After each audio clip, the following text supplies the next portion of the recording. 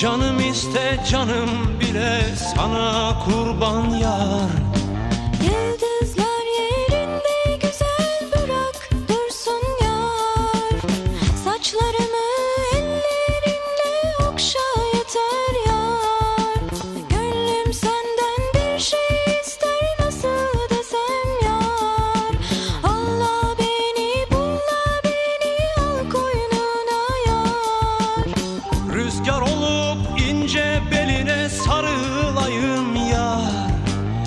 Çimen olup ayağına serileyim yar. Sürme olup gözlerine sürüleyim yar. Canım iste canım bile sana kurban yar. Allah beni bulla beni al koynuna yar. Gözüm senden